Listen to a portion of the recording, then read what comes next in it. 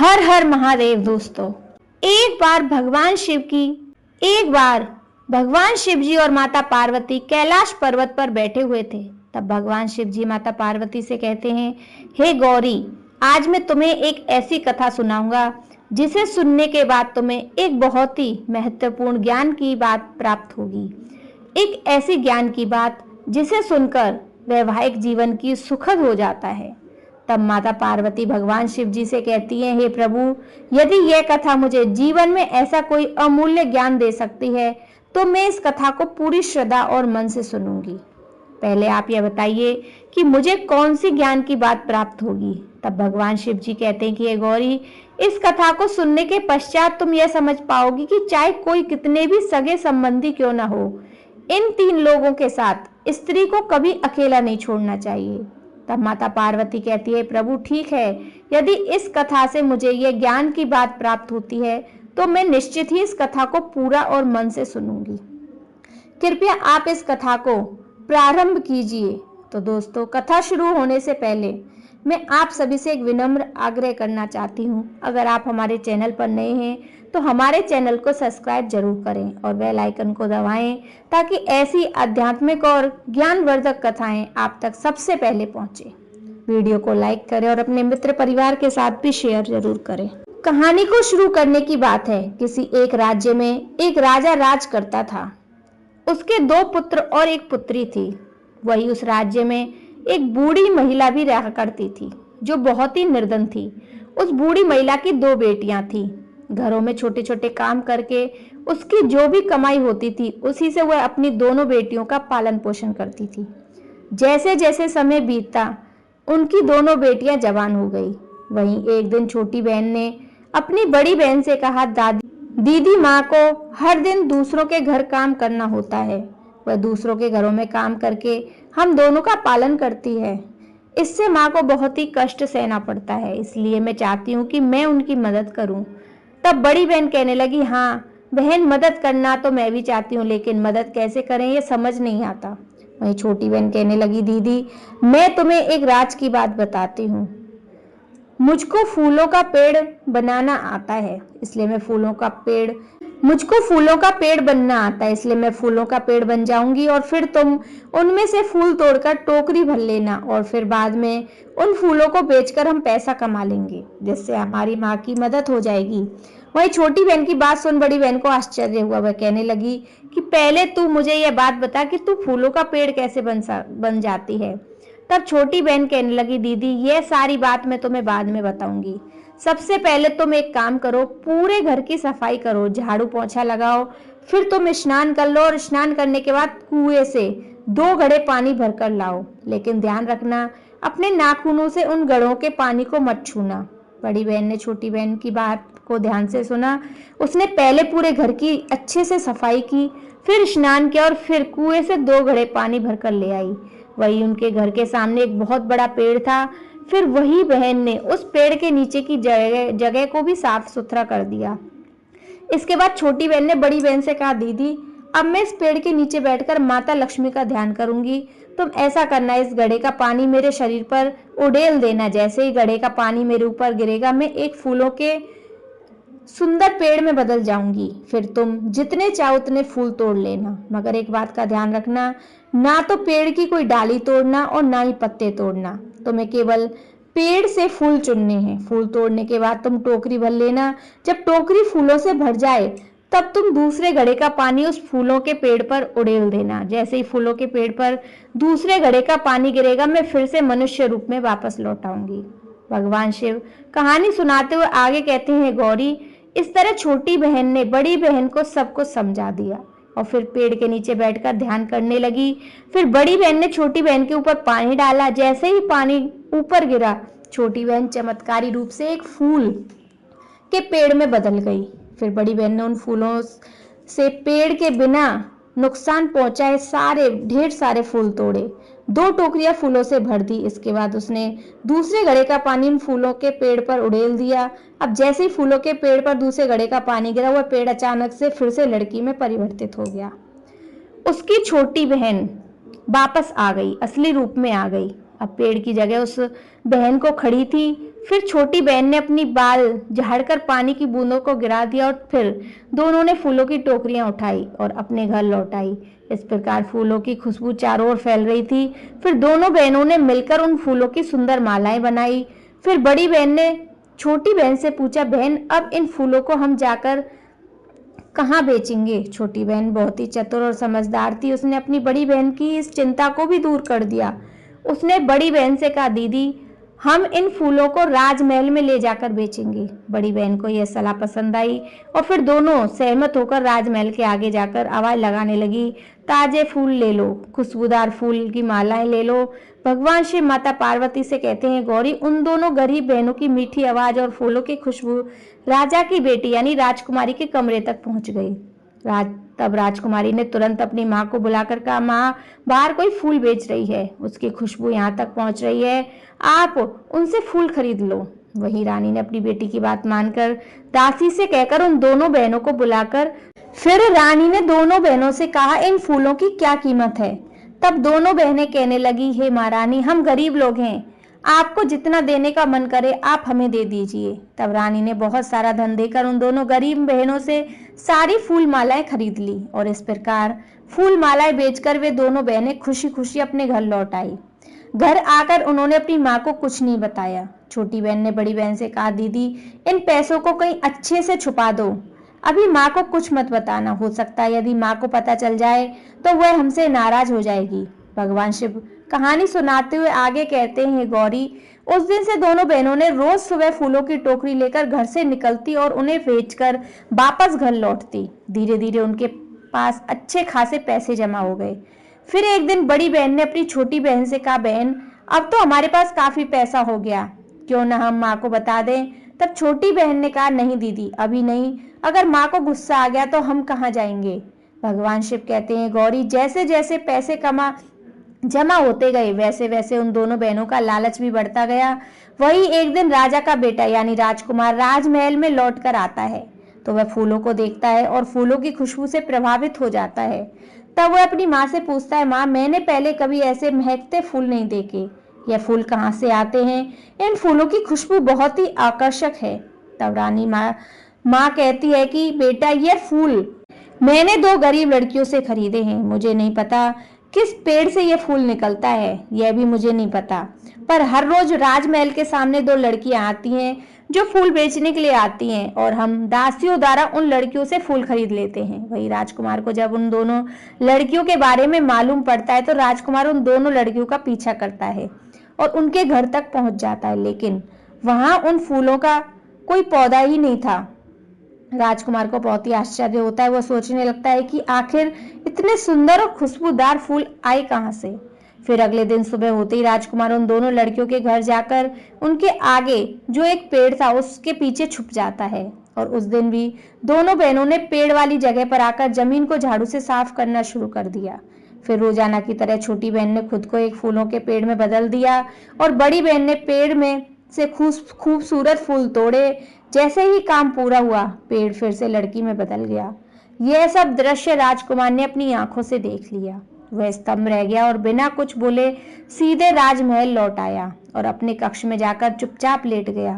राजा और रानी ने जब राजकुमार की हालत देखी तो वे चिंता में पड़ गई। उन्होंने तुरंत उसके स्वास्थ्य के बारे में पूछताछ की। वहीं राजकुमार का खास मित्र जो राज्य का मंत्री भी था वह भी उसे देखने आया। राजा और रानी के सामने तो राजकुमार ने कुछ नहीं कहा, लेकिन अपने मित्र से यह बात छुपा न पाया। उसने मंत्री को सारी घटना विस्तार से बता दी कि एक गरीब बूढ़ी महिला की दो बेटियां हैं, जिसकी छोटी वाली बेटी फूलों का पेड़ बन जाती है। मैं उस पर मोहित हो गया हूँ, मैं विवाह करूंगा तो उसी के साथ करूंगा। इसके बाद मंत्री ने यह बात तुरंत राजा को जाकर बताई। राजा को सुनकर पहले तो आश्चर्य हुआ, फिर राजा ने मंत्री को उस बूढ़ी महिला को बुलवाने भेज दिया। उस बेचारी बूढ़ी महिला को तो इस बारे में कुछ पता ही नहीं था। वह तो एकदम से डर गई और कांपने लगी। राजा के पास गई। फिर राजा ने उससे शांति से बात की और अपने बेटे के लिए उसकी बेटी को मांगा। राजा ने कहा, तुम्हारी दो बेटियां हैं, उनमें से जो सबसे छोटी है उसका हम अपने बेटे के साथ विवाह रचाएंगे। यह सुन बूढ़ी महिला अब तो और ज्यादा घबरा गई। वह सोचने लगी, राजा तो मेरी बेटी के बारे में कैसे पता? उसकी आवाज कांप रही थी, लेकिन फिर उसने साहस जुटाकर कहा, जी महाराज, हम गरीब हैं, मगर अपनी बेटी को आपके घर देने में कैसे इनकार कर सकते हैं। यदि यही आपकी इच्छा है तो आप हमारी छोटी बेटी से अपने राजकुमार का विवाह अवश्य करवा दीजिए। फिर राजा ने तुरंत ही एक चांदी की थाली में पान पत्ता, सुपारी और नारियल देकर उस बूढ़ी महिला का सम्मान किया और बूढ़ी महिला विवाह के लिए तैयार हो गई। फिर विवाह तय होने के बाद वह बूढ़ी महिला घर लौट गई। इस बूढ़ी महिला को कुछ भी मालूम नहीं था। फिर वह लौटते ही उसने अपने हाथ में एक झाड़ू ली और गुस्से में आकर उसने अपनी बेटियों को मारकर डांटा और कहा, तुम ये बताओ कि कल तुम दोनों कहाँ गई थी? राजा ने तुम दोनों के बारे में पूछा है, मुझे अब सच सच बताओ, तुम रोज रोज कहाँ जाती हो और यह सब क्या चल रहा है? उधर दोनों बहनें भी बहुत ही भ्रमित थी। उन्हें समझ नहीं आ रहा था कि आखिर क्या हो रहा है। माँ अचानक इस तरह क्यों बर्ताव कर रही है?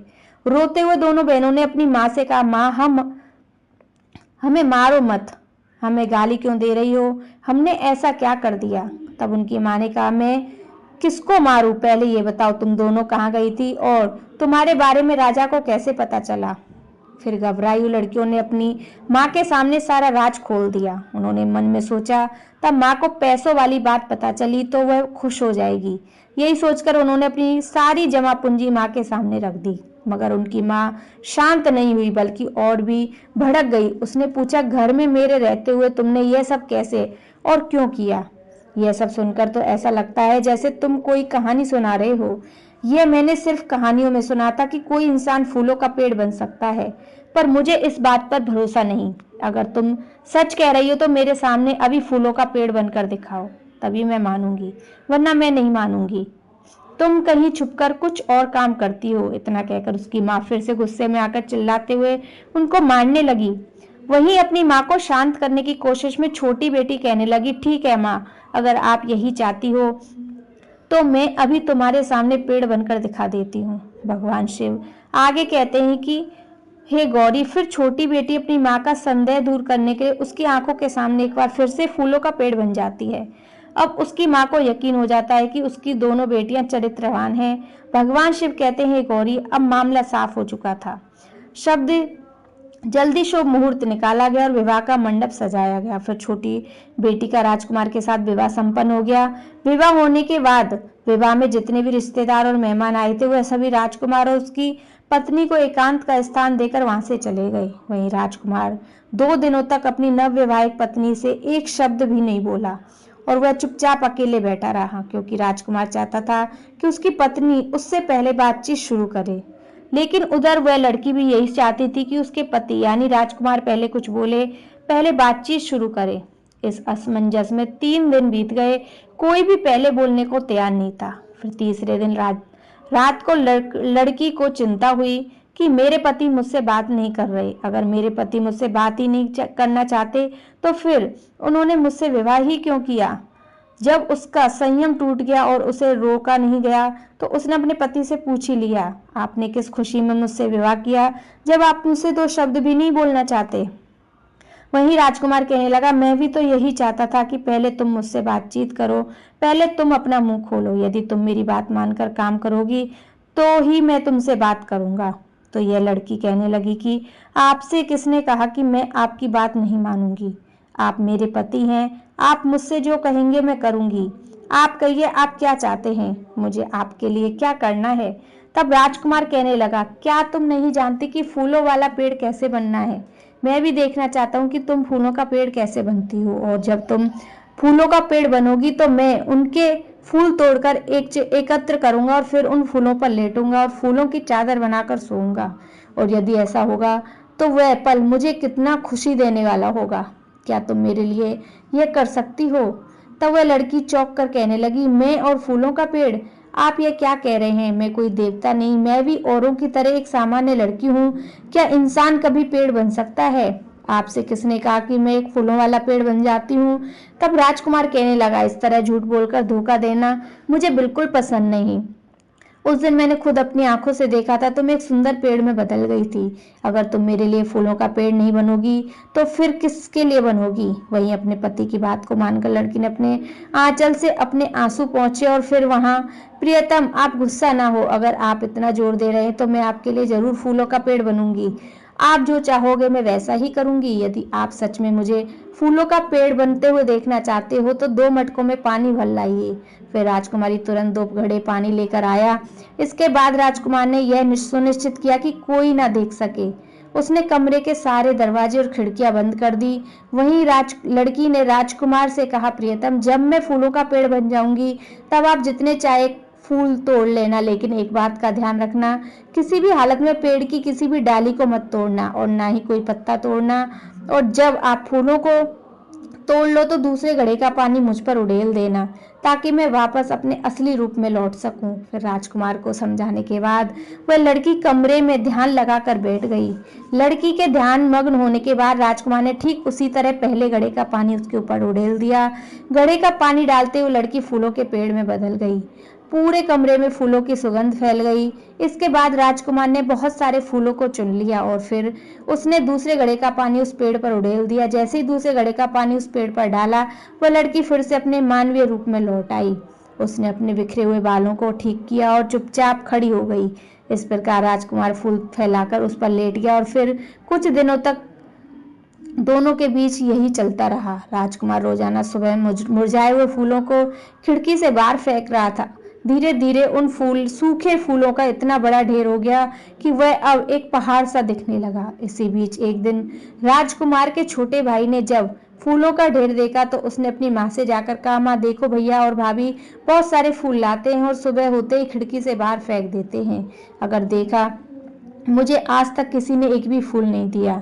आखिरकार इतने सुंदर और खुशबूदार फूल कहाँ से आते हैं? छोटे बेटे की बात सुन उसकी माँ कहने लगी, बेटा चिंता मत कर, मैं तुम्हारे भैया और भाभी से कहकर तुम्हारे लिए फूल दिलवा दूंगी। भगवान शिव जी कहानी आगे सुनाते हुए कहते हैं कि गौरी, एक दिन की बात है, बड़ा राजकुमार किसी काम से राजमहल से बाहर गया हुआ था।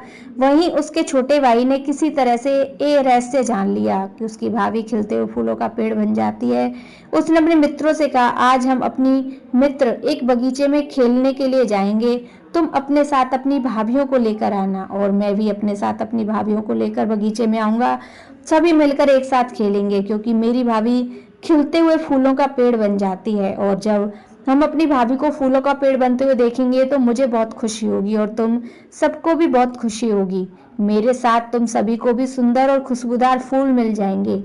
छोटे राजकुमार की बात सुन उसके मित्र कहने लगे, ठीक है मित्र, तुम भी अपनी भाभी को लेकर बगीचे में आना, हम भी तुम्हारी भाभी को फूलों का पेड़ बनते हुए देखना चाहते हैं और हम भी अपनी भाभीियों को बगीचे में लेकर आएंगे। भगवान शिव की कहानी सुनाते हैं आगे कहते हैं कि ये गौरी, फिर छोटा राजकुमार अपने मित्रों से वादा करके अपने महल वापस आ जाता है और अपनी भाभी को साथ ले जाने के लिए अपनी माँ से अनुमति मांगता है। अपने छोटे बेटे की बात को सुनकर माँ ने उससे कहा, बेटा यदि तुम अपनी भाभी को अपने साथ बगीचे में लेकर जाना चाहते हो तो ठीक है, मैं तुम्हारे भाई से बात करती हूँ। माँ और छोटे भाई की इच्छा को देखकर बड़े राजकुमार ने अपनी पत्नी को छोटे भाई के साथ जाने की अनुमति दे दी। फिर रानी माँ ने अपने छोटे बेटे से कहा, बेटा अपनी भाभी को साथ लेकर तो जा रहे हो, मगर शाम को उसे सुरक्षित घर पर लेकर आना। वही छोटा राजकुमार अपनी माँ को वचन देता है और अपनी भाभी को लेकर एक बगीचे में पहुंच जाता है।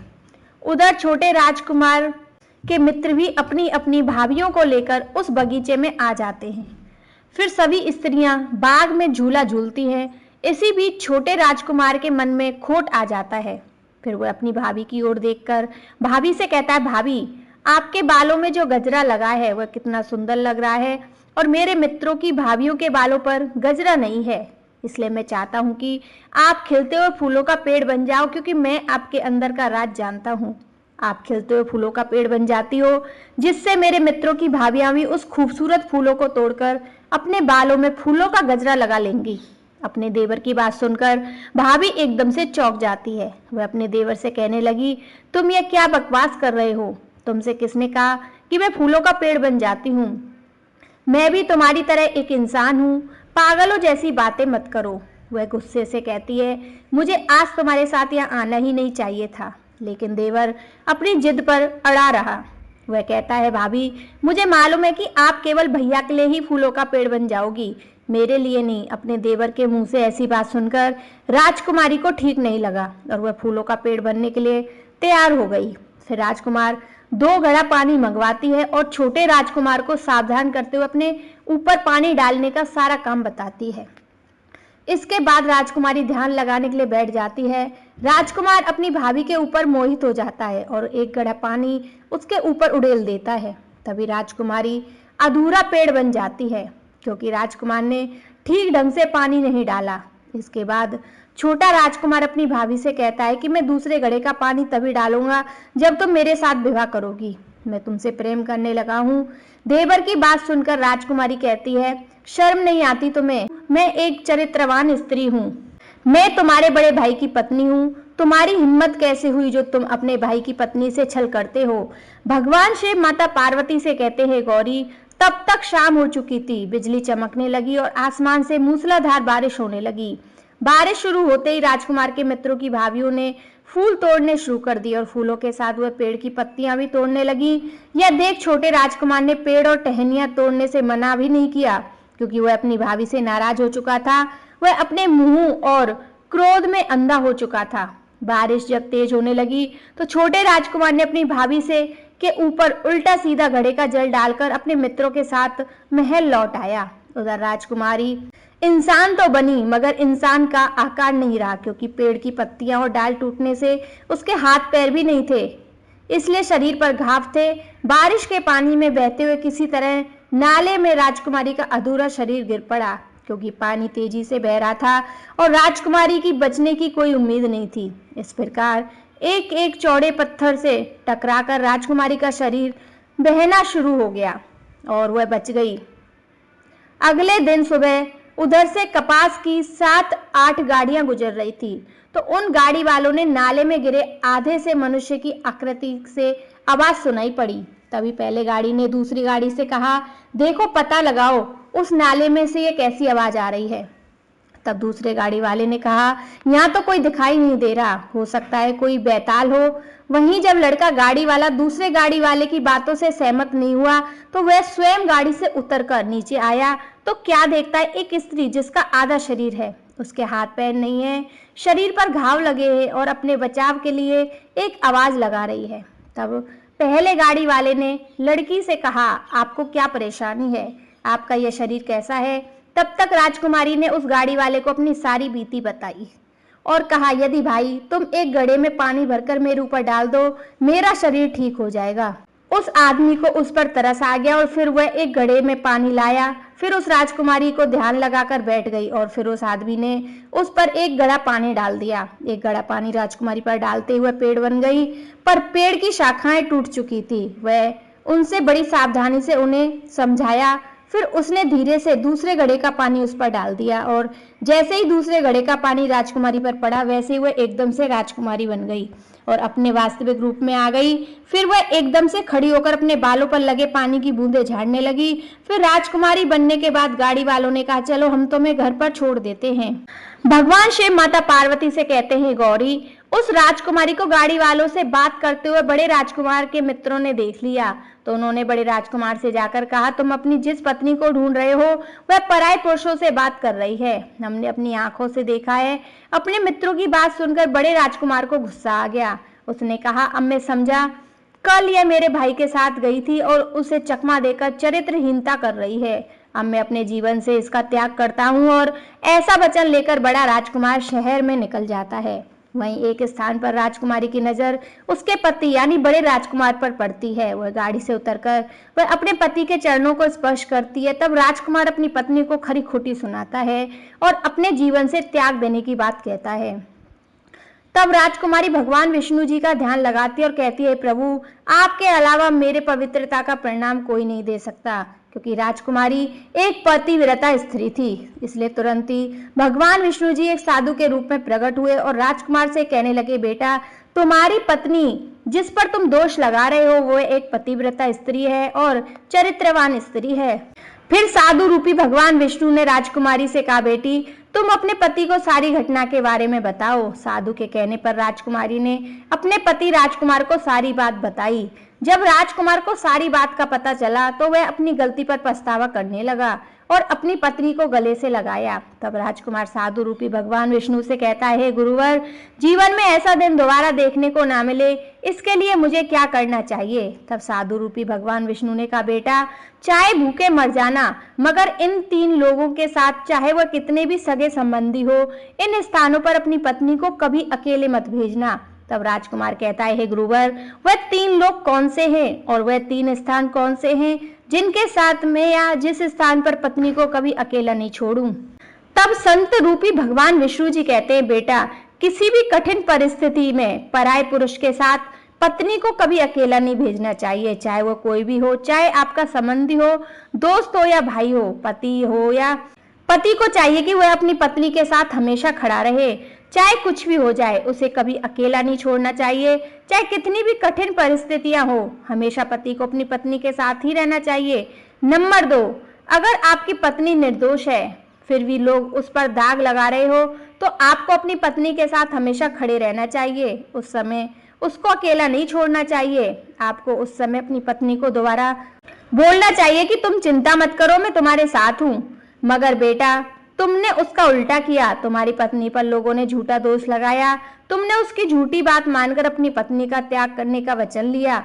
यदि तुम्हें मालूम है कि तुम्हारी पत्नी निर्दोष है, वह एक चरित्रवान और पतिव्रता स्त्री है, तो तुम्हें ऐसी कठिन परिस्थिति में अपनी पत्नी के साथ खड़े होना चाहिए और कहना चाहिए कि दुनिया चाहे कुछ भी कहे, मुझे तुम पर पूरा विश्वास है। तुम अपने स्थान पर चरित्रवान हो, मैं तुम्हारे साथ हूँ। जिसे जो बोलना है बोलने दो, तुम चिंता मत करो। नंबर 3, अगर आप पत्नी का सम्मान चाहते हो तो अपनी पत्नी अगर बीमार है तो कभी भी उसको अकेला मत छोड़ो। बीमार की हालत में उसके साथ रहो और उसकी देखभाल करिए। जिस तरह देवी अपने पति की सेवा करती है, उसी तरह पति का भी कर्तव्य है कि वह अपनी पत्नी की सेवा करे।